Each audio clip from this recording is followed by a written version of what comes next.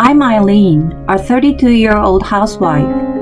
My husband Sean and I have been married less than a month ago, so we are newlyweds. We dated for 10 years since we were students, so after we got married, it didn't feel like there was anything new at all. We've heard stories about people who's been dating each other for too long, but not ended up getting married, so I wondered if we would end up the same way and worried about it. But on my birthday, my husband proposed to me. I immediately said yes, of course, because I was very happy. Even while I was dating my husband, there were all sorts of problems. But I could tell that he finally chose me, so I was very relieved.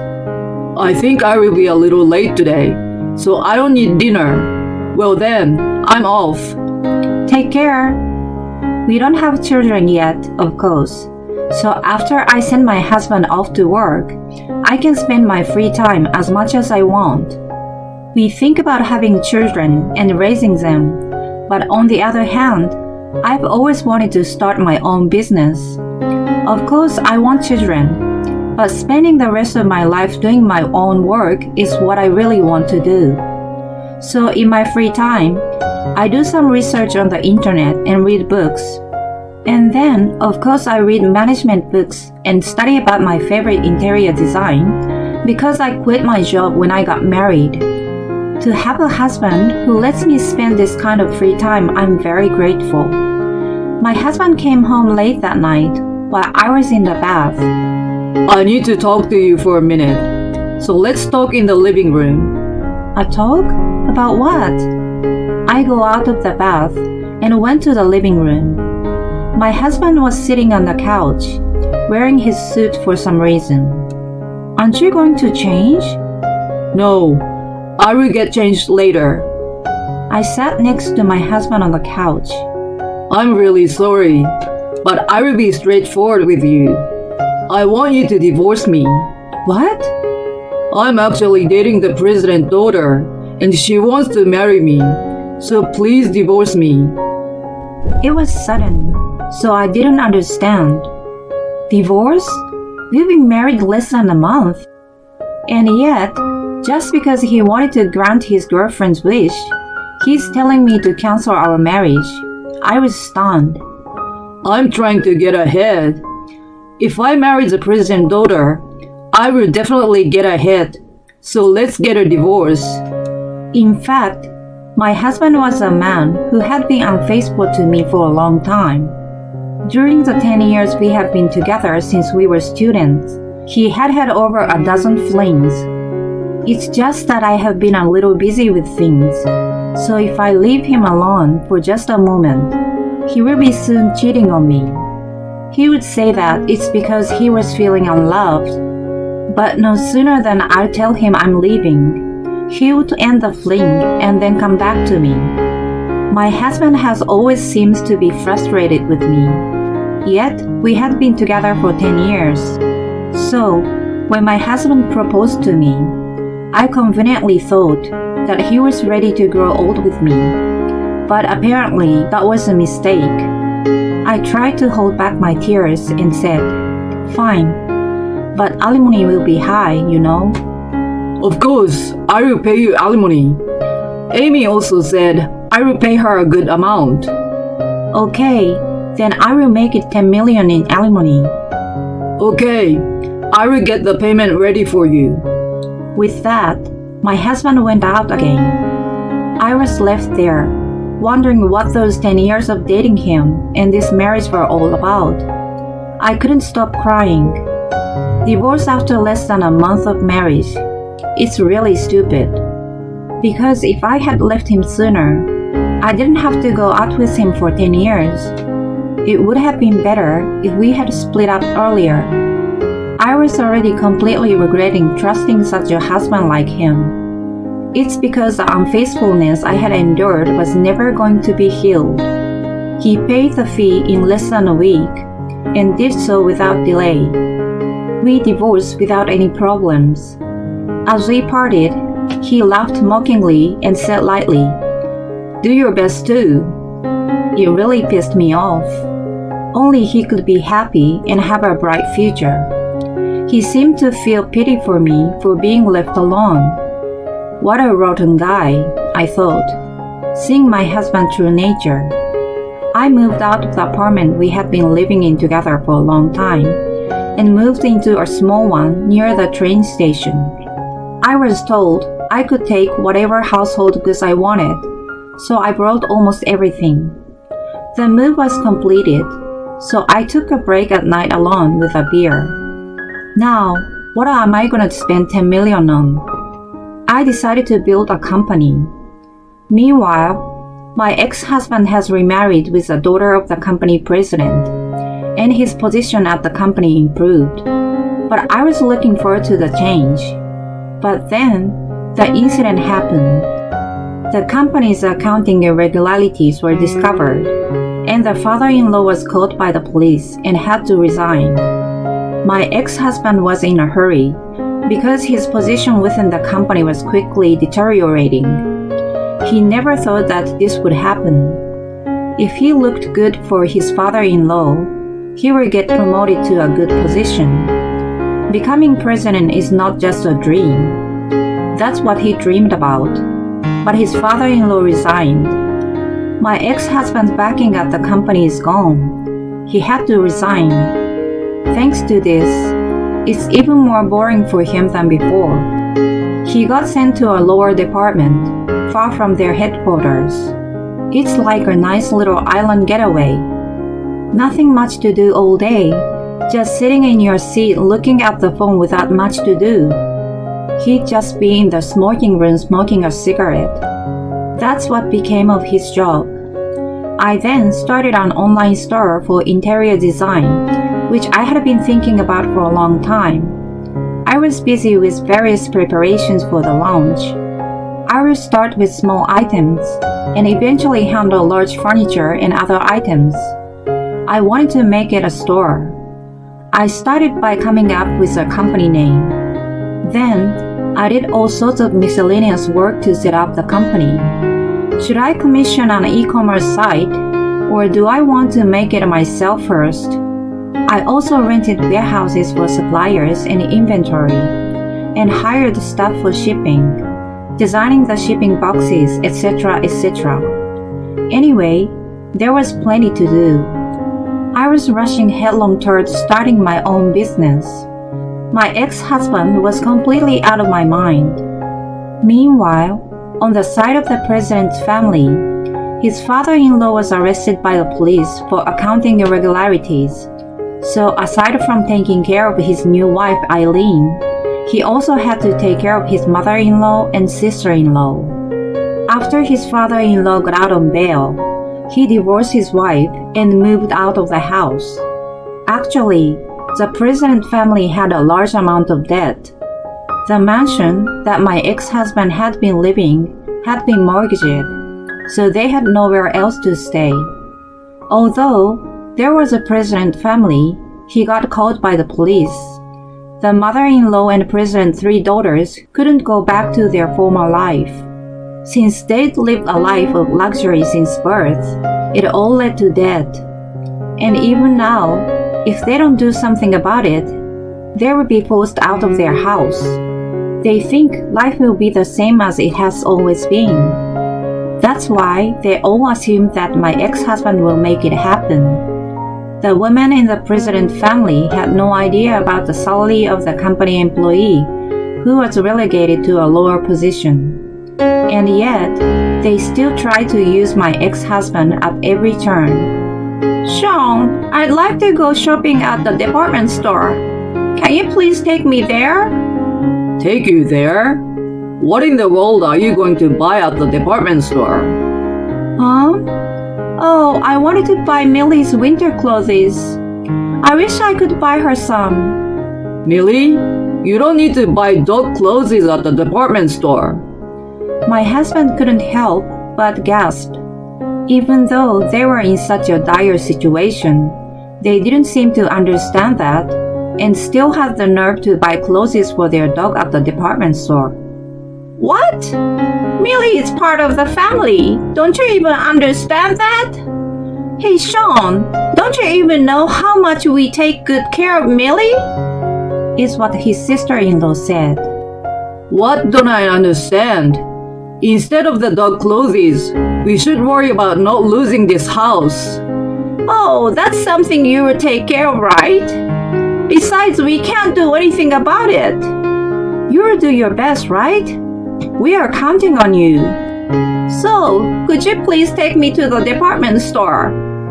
It was hard to talk to the women in the president family. My ex-husband was alone, getting irritated and worrying all by himself. And the savings my ex-husband had quickly ran out. I got a call from my grandma today. It's about getting together again this year at our villa in Miami. A vacation home? For free? Huh? You mean does it cost money? From what I have heard, it's in a high-end area in Miami. It was said that there was a villa that belonged to my grandfather-in-law. So she wants us to gather there. Of course, it's going to cost a lot of money for traveling. After my ex-husband listened to his mother-in-law, I want you to be patient and give up the trip this year, he said. Then his mother-in-law said, What? Every year all my relatives get together at the villa. If we don't participate, people will wonder what happened to us. No. Do you understand our financial situation? There is a substantial amount of debt. You should try to cut it down a bit. You just can't make a living, can't you? His mother-in-law got angry and told all her relatives, including her grandmother-in-law, about just how worthless he was. Oh, come on. No matter how much I try to manage it, how do you not know that I'm doing my best? My ex-husband was really fed up. I don't really understand what's going on. I, on the other hand, started with a simple listing and opened an e-commerce store. The e-commerce store got off to a good start with lamps and other items like the ones in the drama that are currently airing. So sales were increasingly very well. I am also a certified interior coordinator, and I upload various photos on social media, as well as starting a blog on interior design, we are attracting more customers. Anyway, we managed to create an online store that sells consistently. Although I struggle with it every day, I was living such a fulfilling life. I was starting to feel like divorcing my ex-husband was the right thing to do. Even before I got married, my ex-husband had been cheating on me for 10 years. I started to think that I'd been living while feeling bothered by it every day, which was a huge waste of time. If I were to live with him while feeling uneasy, I'd rather just leave and do what I want to do like I'm doing now. I learned to be happy. I realized again that my ex-husband was a difficult person to deal with. At the end of the year, his new wife Eileen came back from a relative's memorial service, and with an angry look, told him that her cousins made fun of her. The fact that they couldn't go to the summer villa due to debt and having to cut back on their lifestyle had spread amongst their relatives. And then, you have zero discernment to marry such a worthless man. Your father was forced to resign as president as a result of his dishonesty. The whole family don't use their eyes to see, do they? Was what her unmarried cousin of the same age said, making fun of her. It's all your fault. What are you? You're a man and you can't even make a decent living. Before our marriage, you looked so high and mighty saying you were trying to be successful in business. What was that about? That's not my fault. It's your family's fault for having lived like that when you were in debt in the first place. Even your father had to commit fraud for you guys because you needed money, right? What's that? You say that like it's our fault. It is. All you do is spend money without thinking. And you have no idea how much money I make. Amy had to endure some things. She always used to go to the theater with her friends, but had stopped doing that. They tried to buy as little clothing as possible. However, their frugality was still different from that of the average person. They'd still buy some high-end beef at the department store, and for them, when it comes to luxury food, they'd say, "It can't be helped," and they'd keep buying. I wish I'd never married you. We went to the trouble of paying $10 million in alimony, but it's really silly that I got something worthless instead. I'm not sure that not having money is the end of the world, but at some point in time, his mother-in-law and sisters-in-law started blaming my ex-husband for everything. It had been almost a year since my ex-husband and I divorced. My e-commerce store is making quite a lot of sales. I was thinking of strengthening my brand and getting more hands-on with my e-commerce site. I'm also learning about marketing. I attended seminars and other events often. A marketer who taught at one of the seminars I attended. I befriended a man 3 years older than me who has also published a book. We started going out a lot. Not only do we talk about marketing and e-commerce, which is what I'm studying, but we also follow each other's social media accounts, and we've been talking about the photos we've uploaded. We always have a lot to talk about. I always have a very good time with him. I was beginning to think if I could be with him forever. Then one day, my ex-husband came to visit me at my apartment. After more than a year of not seeing each other, he looked very skinny. "What on earth are you doing here after all this time?" My ex-husband suddenly started crying, got down on his knees and started apologizing. I'm so sorry. What the hell is wrong with you? I don't even think about you anymore. My ex-husband looked up, weeping, and said, Please help me. Actually, the president got caught for accounting irregularities, so he resigned and left a mountain of debt. And every day, I'm blamed by my wife and mother-in-law for being unworthy. I don't know, we are strangers now. I'm really sorry, and I apologize for all of it. I will apologize for the rest of my life, so please help me. I can't.